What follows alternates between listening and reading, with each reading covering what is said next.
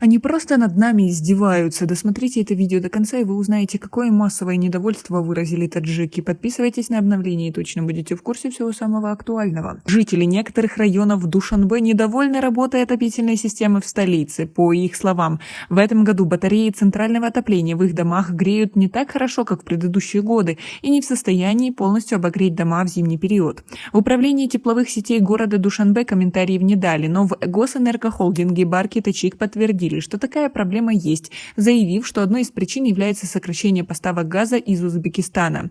Султаншох Саид Джафаров, житель района Самани, говорит, что в трубах и батареях отопления, которые проведены в его доме, есть горячая вода, но, по его словам, этого тепла недостаточно для поддержания нормальной температуры в жилых помещениях. В комнатах холодно, приходится дополнительно обогревать дом электричеством. У нас 2 маленьких детей, и поэтому в доме всегда должно быть тепло. Конечно, воду в систему подают, но ее не хватает, чтобы обогреть весь дом. Мощности не хватает, отметил собеседник. При этом жители говорят, что они вовремя платят за горячую и холодную воду, и поэтому хотят, чтобы соответствующие службы также хорошо выполняли свою работу. Слабое отопление увеличило расходы жителей, и им приходится дополнительно отапливать свои холодные дома электрическими обогревателями.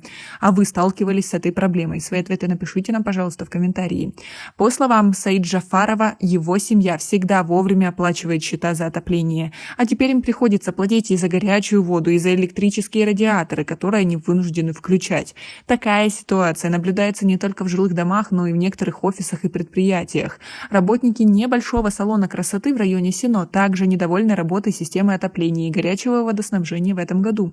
Назаката Шурова, которая возглавляет этот салон красоты, говорит, что им посоветовали удалить лишний воздух из труб, и чтобы якобы проблема после этого будет решена. Однако ничего не изменилось, и в салоне по-прежнему холодно.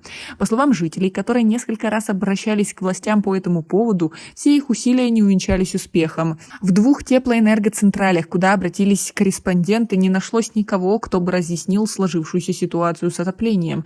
Лишь в Госэнергохолдинге Барки Тачик сказали, что да, проблема есть. Информагентство Авеста со ссылкой на источник в этой компании сообщило, что температура воды в системе отопления отличается в разных районах Душанбе. Так, в ТЭЦ-2, который работает на угле, температура воды достигает 73 градуса, и проблем с обеспечением жителей горячей водой нет. Однако, по словам представителей Барки Тачик, из-за снижения поставок газа из Узбекистана температура воды в 2 других ТЭЦ снизилась, и поэтому люди жалуются на недостаточное отопление. По словам представителей Госэнергохолдинга, в декабре поставки природного газа из Узбекистана в Таджикистан сократились вдвое. Узбекистан в настоящее время переживает энергетический кризис, и его жители также жалуются на отсутствие газа и электричества. В этом году в столице отопительный сезон начался в конце октября.